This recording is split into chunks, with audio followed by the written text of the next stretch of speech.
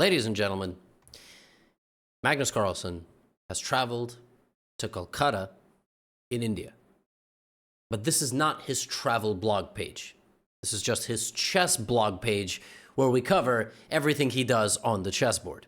You see, a couple of weeks ago, I saw a YouTube video. It was posted by some guy, I think his name is GothamChess, I don't know. But it was called something like, is the Magnus Carlsen era over? Some clickbait nonsense. That guy clickbaits a lot. And in that video, Arjun Erigaisi, a talented Indian player, got up to number 2 in the world and closed the gap with Magnus to nearly 20 rating points. Well, today, Magnus is going to show you just what he thinks about that. In fact, Magnus is going to show all of us what he thinks about the reports, which could be greatly exaggerated, of his demise and fall from the number 1 ranked spot in the world and the title of best chess player in the world. That's what we're going to be doing. Friendly reminder, 2 dates that are coming up, November 19th, December 13th. Keep these in mind if you're interested in getting the GothamChess chessboard for the holiday season. Check your local Walmart. Click the link in the description. The link in the description has been clicked 57,000 times. People are interested in this. All right, they are keeping tabs. And if you ever subscribe to Chessly Plus, check your email. If you're an active Chessly Plus subscriber, I'm going to be doing an early rollout. So if you are a current Chessly Plus subscriber, there are about 6,000 of you. You get early access to Chessly 2.0. Chessly 2.0 is dropping very exciting stuff. More to come, but at the moment, let's focus on Magnus Carlsen. And if you don't know what Chessly is, it's an oasis of chess learning like you've never seen, created by myself. Go learn some stuff. Go learn some openings. Go learn some endgames, middle games, take your chess to the next level. Stop being lazy. This is our main event game between Arjun Erigaisi and Magnus Carlsen, but he played some other games as well. He played against a bunch of strong Indians because the tournament is organized in India, so that makes sense. He also played against the guy who is not from India, Wesley So, who is Filipino-American. Okay, let's kick things off. This is from day number 1, and then he won every game that he played on the second day. So, you know, that was pretty cool. Showed up on the second day, got over any jet lag, and decided that he was just going to beat everybody, because that's what he does. Okay, so he's playing Vidit Gujarati. These are rapid ratings, by the way. That's why Magnus's rating is, well, actually, it's around the same. Vidit is not 2660. Vidit plays the Berlin. Vidit is a very professional player. Doesn't take particularly high risk with black. If not necessary, he will play the Berlin, which is one of the most common openings. And Magnus allows it. Many people are not allowing the Berlin. They're not allowing the knight to capture the pawn. Knight takes e4, and the historic main line is d4, knight d6, bishop takes, pawn takes, knight f5, queen d8, king d8. That's called the Berlin endgame. Don't worry. You don't have to memorize any of that. It's not going to be on the test. It's just me telling you that I know some stuff, so you trust me. And, you know, you check out my learning content. Rook e1, knight d6, knight takes e5. This is not a free bishop because knight takes knight is a discovered attack on the king and the queen then. But, you know, what's funny is that this position has been reached quite a few times, and it's kind of boring, right? Like, you just kind of look at this position, your surface level is like, I don't get it. All the pieces are back. I mean, black has more pieces out than white. Yeah, but what makes this position playable for white is the fact that the knight is a little bit misplaced. And so that kind of makes it difficult for black to develop, and white's going to take some center and get all the pieces out. Magnus here plays bishop to f4. Vidit thinks a little bit, plays rook takes e1, queen takes e1, and puts the knight back on e8. And this is how black is going to set up. He's going to play c6, d5. And honestly, what ends up happening here, like if you check the database, you know, the openings database, from here, many games end in draws. They really do. Like white just develops a little bit. Nothing really crazy happens. Magnus plays c3. Here's d5. The position looks completely symmetrical, right? Now, black plays like this, so black kills the game. Because white goes first. So black is like, well, you go first, but I'm going to catch up, and I'm going to kill the game, and you're not going to be able to, you know, make anything happen. Let's see how Magnus plays a completely symmetrical position. Develop, brings the queen out to e3. Magnus not really thinking much, right? In fact, what's crazy is for these next few moves, he spends a very consistent amount of time, right? His time almost doesn't go down at all. Queen e3, knight to d6, now h3, h6, and rook e1. I mean, Nothing special, right? Vidit, in fact, now plays bishop g5, which is sort of the move that you're supposed to play. And the way the game is supposed to go now is you're supposed to take queen g5, hg. You play like knight b3. Black can play like b6. You play, I don't know, f3, rook e8. And you make a draw because all the pieces are traded and it's probably unlikely that you win this position. However, here's g4. So Magnus takes a little bit of risk and starts kind of attacking with his pawns. So now something is going to happen in the position. It's going to become slightly asymmetrical. And it does, okay? We have a pawn structure transformation. That's an isolated pawn, and that's a target. But the position is still hovering around equality. Bishop g6. Magnus plays rook e5. By the way, so far he is playing an absolutely perfect game.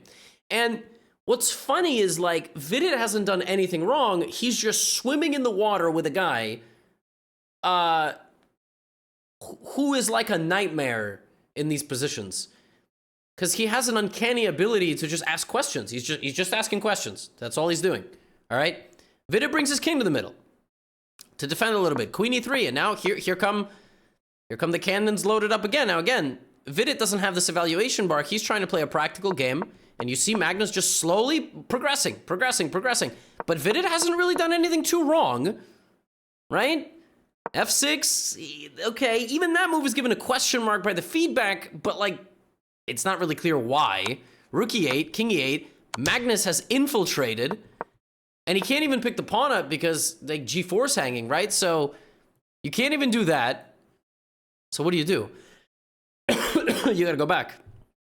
And, you know, Magnus now is a pawn up, but Vidit is creating some good counterplay, but king d8, but you see, you take a look at the clock. The clock is the big problem here. Vidit did not leave himself enough time on the clock to make critical decisions down the stretch. And what's going to happen now is Magnus is in an endgame with queens, with an imbalance of pawns, and with 5 extra minutes. And this is where you drown. Magnus brings the king forward. He takes the pawn. I'm not even sure he wanted to take the pawn. His gut feeling was right that taking the pawn is wrong. Before you take the pawn, apparently, you need to make many improvements to the position, but I think he just took the pawn because, you know, that's what's required. And now he just has to find a way forward. It's not easy. And Vidit, by the way, putting up a monumental defensive stance. Like, he's not going down. But now once Magnus coordinates, look at this. He has to walk his king forward, give up a pawn with check, but it is the activity of the king and the advancement of the f-pawn with the king that's going to win him the game. It's actually incredibly instructive. Queen d6, a6, ripping apart the king's shelter, giving enough checks, and now he has too many threats. I mean, this is really wild stuff. I mean, this is masterfully done. King moves over. Queen d7 is a beautiful move, by the way. I mean, no more nonsense. He trades the queens, takes on h5, and he knows that this is a winning king and pawn endgame. It's masterfully done. Masterfully done. In king and pawn endgames, the king should lead the pawn, and you should be at the critical squares before your opponent, and you are. King e6, king e7, king g6. You promote the pawn, and in this position, Vidit resigned. I mean, just a brutal game. I mean, this is basically a microcosm of what it's like to play Magnus over the last 10 years. But he gets it done in a variety of ways, you know? Here he has a game against SL Narayanan. Some of you may not know who this is because you're used to Erigaisi, Gukesh, Prague, Nihal Sarin, Raunak Sidwani, Vishy Anand, right? Like, but SL Narayanan is a very good GM as well. You may know him as Indian Lad on chess.com. He has played probably thousands of games against Hikaru. Very good player as well. Here Magnus has the black pieces. We'll look at it from the black side because it's good to see how Magnus thinks, even though we can't really pretend to understand it. We'll see how Magnus deals with a Spanish from the black side, and here Queen e2 is played. This is a move almost nobody plays anymore. Because in the Spanish, white likes to have the queen supporting the advancement of the d-pawn. It's kind of the main reason. The rook usually goes here, but this is called the Worrell attack. I guess it's named after a guy named Worrell, or a girl named Worrell, or Worrell might be a city. I mean, those are like the only 3 options, you know? They're not named after like anybody's pet animals or anything. And instead of the rook on e1, the rook goes to d1. Okay. Magnus here playing a very normal Spanish. He tries to go after the bishop. He advances the c-pawn. He plays queen c7. And Narayanan closes the center with d5. Magnus goes for queenside play and plays g6, which simultaneously prepares various reroutes like knight e8, knight g7. It also prepares, a shield and a thorn against the knight incoming. Knight bd2, the knight comes out from the center of the board, and now we have the reroute. Knight h5, probably knight is going to go g7 as well. And this is the way Magnus is choosing to play this position. Engine prefers white, but with every single piece on the board, that doesn't really mean anything. Look at this. Magnus setting up the spikes, so the knights cannot enter the territory here. So Narayanan attacks him on the queen side, and Magnus says, all right, I put the spikes, my king is going to be safer now, we're going to go to this side of the board. Narayanan's still putting that pressure, queen b6, but this is a mistake. And you don't need the game review to tell you that. You can take it from me, or you can take it by looking at the position. White had fluid play. And White needed to keep the fluid play going. He needed to be active. He needed to ask Magnus questions. This move seals the position. And that's a mistake, right? And, Narayanan thought for this move in 2.5 minutes. And generally, when you think for a meaningful period of time somehow, you convince yourself to do some stuff. Now this side of the board is shut down. Magnus is going to go the other way. So his troops did their job, and he slides back. And let me tell you something. When he's going to start getting going on the other side of the board, it's going to be a problem. You have to be fearless when you play him. And look at this. He seizes control of the A file. In comes the rook. Narayanan, to his credit, wakes up and is like, I gotta create some counterplay. Knight f7 takes. Now, a great move. An absolutely great move. White took with the F pawn. You take with the D pawn. You take with the D pawn because you open up possibilities over here. Your knight has a new home. It wouldn't have had that home before. So something's going to end up over there. Here it comes. By the way, it's that knight. Why is it that knight? Because that knight had no forward momentum. So that knight goes to D6. Now the F7 knight is very useful as well for reroutes, for support, for moving in this direction. And yeah, it's just kind of masterful. Like this side of the board, he's infiltrating. He's locked the center. But he's also going to poke from the other side. So the game is being played on 3 sides of the board. It's really awesome. And this only happened because Narayanan played before. He could have continued to put the pressure, but you make an inaccuracy against Magnus, and 15 moves later, you're getting smacked around with left hook. That's not actually how I punch. That was very embarrassing. I mean, I didn't want to do the whole thing, and I just kind of did that. And now you're going to think I actually fight like this, which is... I don't fight. I'm a chess player, but you get my point. Did you guys see on Instagram, on Twitter, yesterday for the first time in my life, I benched 185 pounds, 84 kilos. Listen, my whole life, I could barely bench 135. I don't even know how many kilograms that is. I'm not much of a bencher, but yesterday I did 170 pounds times 2, and then I did 185 for the first time in my life. So I'm super proud of myself. That's a big deal for me because I've never been too consistent at the gym because of my lower back. And I'm almost 30. I'm like a dinosaur. No disrespect to anybody above 30, but you're like dust. We're cooked, okay? So, anyway, back to the game. Seriously, go to the gym. That's good for you. King G7, and let's just. I'm not gonna commentate. Just watch. Just like the pieces all go to the right square. I mean, yeah, the White has to sack a knight to do something. Magnus doesn't even take it. He could have taken. And then, defend it. He's like, why would I do that? I just go here and you lose everything. If you have knight f5 check, I take it. You take my rook. I take the... It's just like amazing how he does it. This position could be used in a training game. Like this position to just show how to play a closed position. How to correctly make trades, how to maneuver your pieces to the right squares. It's a very instructive game. It's very well done. This game, by the way, the third game I'm showing you, is a breathtaking example of why you don't play nonsense against Magnus.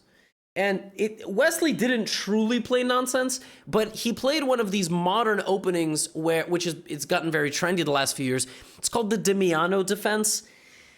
And it just doesn't work at this level. It just doesn't work against guys like Magnus, and I'm going to show you what it is. You shouldn't play it. It's a little bit too tricky. So there's an opening in chess called the Petrov defense, right? It's called the Petrov defense. White takes the pawn, black goes here, knight f3, then black takes. A very popular opening, very deep opening. Over the last few years, there's an opening that's been born called the Stafford Gambit. Recently, it wasn't born in the last few years, but popularized the last few years by... namely Eric Rosen, my good friend, international master, content creator.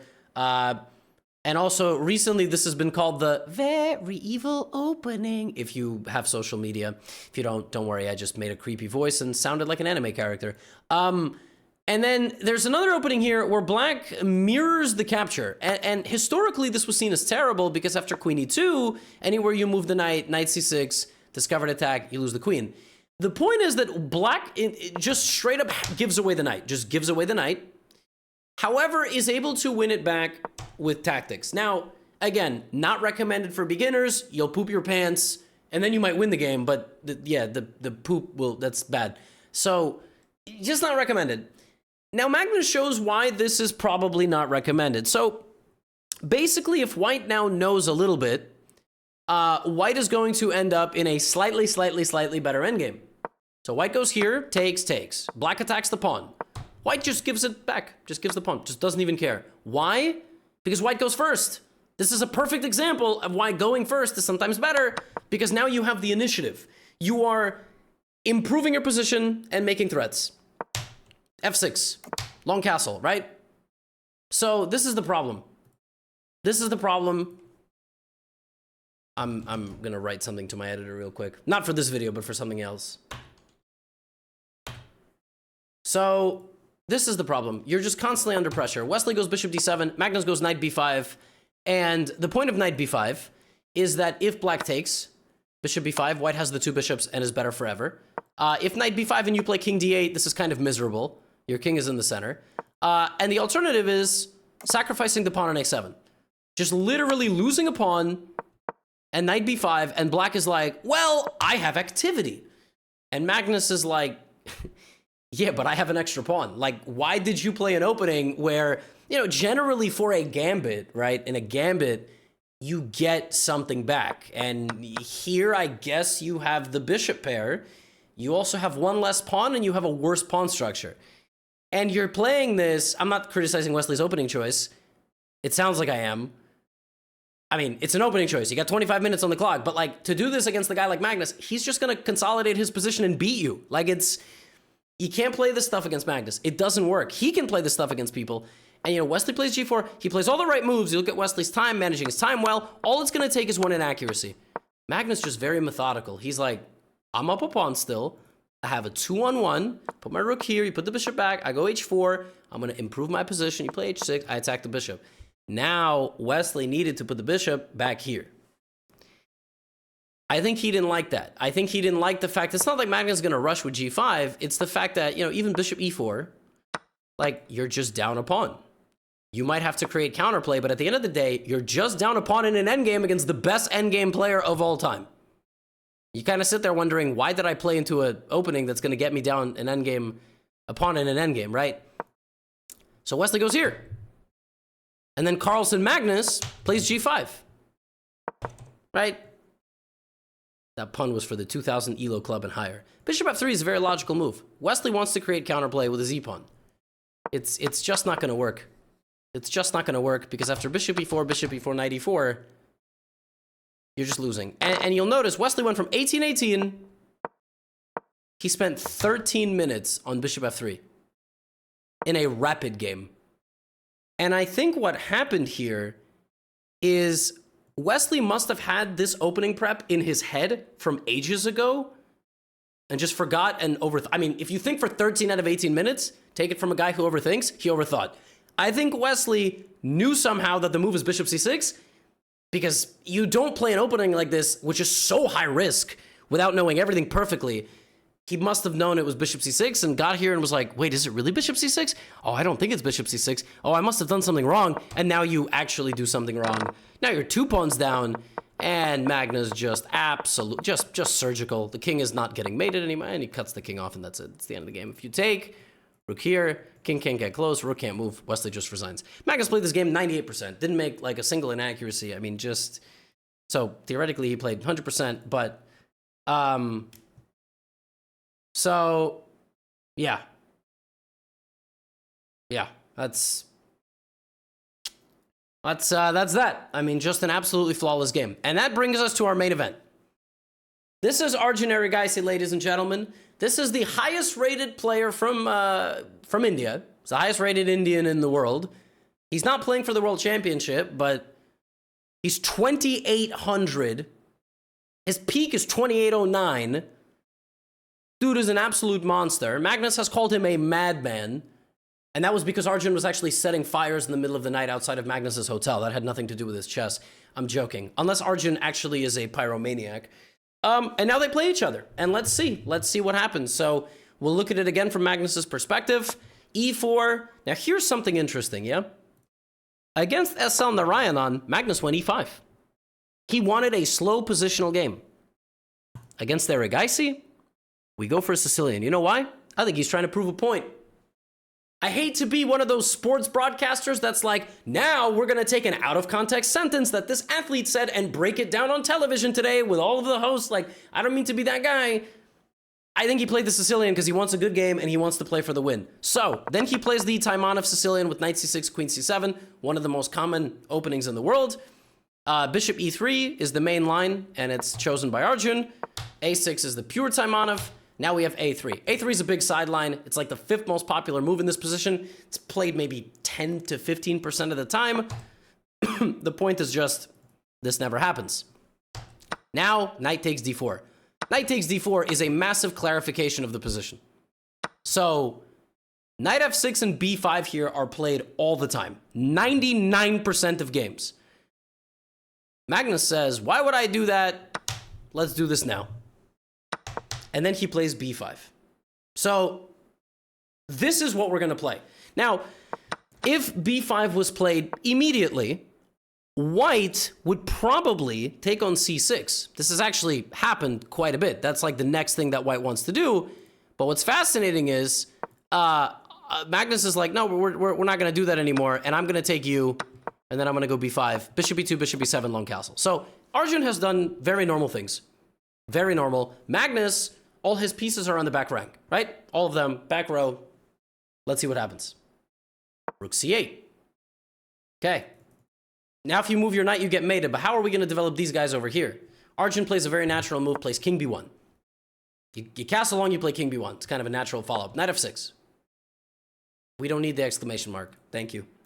Arjun, e5. Now, clearly, 7 minutes spent on king b1 is a very bad sign. Arjun Erigaisi, let me be very clear. If Arjun Erigaisi was playing any other human being on planet Earth, I think he plays king b1 in 1 minute. And that is the Magnus effect. Arjun Erigaisi would never spend 7 minutes on the move king b1 if he was playing a 2700, 20... It's something about Magnus. You don't trust Magnus. You're like, if I just king b1, knight f6, and now white can keep the tension, keep improving, but he plays e5. Magnus gets the knights off the board, but I gotta tell you, black is having the fun. Like, somehow here, black is the one with more activity, with more long-term prospects. Now Arjun has catching up to do, so he plays bishop d3. But remember, this is one of the best fighters in the world. Bishop d3, not defending the pawn here and saying, Magnus, go ahead and take it. Magnus says, okay. Just like against Wesley So, a pawn is a pawn.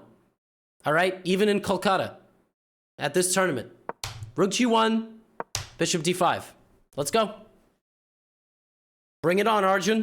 h4, g6, bring it on, Arjun. I'm happy to keep my king in the center. He's doing this, doing this. They're swinging in the center of the octagon. Let's go. Bring it on. Queen f4. Bishop to e7. Bring it on, Arjun. Like, I want it all. I want it all. h5. Rook f8. The king in the center is the cornerstone of the Sicilian defense. The king that stays in the center with the troops. Bishop d4. Arjun improving his position a little bit. Queen b7. Arjun bringing more pieces, but he's constantly lower on the clock. And now, counterplay. b4. A takes b4, queen takes b4. Now it's not so easy because the queen is threatening the king, the queen is threatening the center. By the way, this is a free pawn, right? Arjun takes it. The absolute lunatic Arjun Erigaisi returns the favor, takes the free pawn that Magnus is offering. By the way, practically speaking, it might be the best move. The problem with taking this pawn is now the rook can always go to a8. And it will. And it will. And the position is hovering around equality, but it's 12 minutes to 6. It's not so simple. b3. And also, it's just a matter of time. Like, Magnus needs to find a way to get these pieces out. Queen a5, attacking the king. Bishop back to b2, defending the king. Queen a2, king c1. The king's kind of being forced out, but you look at the evaluation. It's equal. It's a fight. Rook c8. Arjun now plays the best move, opening his king even more. This is a very dangerous position for both players. Now Magnus says, I'm taking on h5. I'm bringing in your rook because I need to do something. It's the only way I'm going to make progress in the position. Arjun plays queen d4. It's a mistake. Apparently, he needed to play king c2 and try to bring this rook to help. He plays queen d4. That allows Magnus to save his h-pawn. Rook goes to stomp it. And now the rook is free. And this is the turning point of the game. Arjun down to 2 minutes, allowing Magnus's rook to escape. Instead of letting the rook go to g8, he probably, I don't know, he probably should have brought the rook over here to try to take. But by going here, it's a very passive rook now. And now rook g8, king c2, and this, I mean, this is the move of the game. Right, queen a8. Obviously, rook a1 was coming, but queen a8 is a beautiful retreating move, and White's position is stuck. Arjun's still fighting, but he burns half his clock. Bishop e4, bishop d3, bishop f3. And let me ask you a question. As this position is sort of clearing down, what if you look around, what is the most powerful asset in the black position? It's not the queen, it's not the rooks. It's this guy. It's this guy. And the iconic moment of the game here comes as Magnus gets the pawn to h2. Arjun's pieces are frozen, and yet even at the end, with all this and losing the rook, Arjun plays a final trick. Bishop g6 is such a nasty little move because you're threatening queen h8. If you take the bishop, it's a draw because you blunder a perpetual. Your king is stuck. So Magnus, on the 40th and final move of the game, before Arjun resigns, moves his king for the very first time. You go back the entire game, the black king stood there in his spot, not moving, not wavering. All the pieces went to dance, all the pieces went to battle, and the king stayed in the center of the board until the very end when he took one step to the right and Erigaisi resigned. It's iconic. One king move, not a castle. He's walking out this way as explosions are going off in the background. I'm talking about Lonely Island. Cool guys don't look at explosions. For the people that weren't even born yet when that video was made, like 15 years ago. I'm talking about James Bond, you know? That's what we're doing over there in Calcutta, India. Magnus wins. Erigaisi's time is not yet here. Magnus doesn't have any plans of losing to anybody anytime soon. 3-0 on the second day of the tournament. Leads the tournament, but not by much. Not by much. Nurdirbek Abdusattorov is there, and tomorrow they will play against each other. I just like watching the best players in the world play the best player in the world. That's what makes it fun. Folks, Gotham Chessboard, check your local Walmart. Check walmart.com, link is in the description. December 13th, going to be a crazy month. Chesley 2.0 dropping. Appreciate all your support. See you in the next video. Get out of here.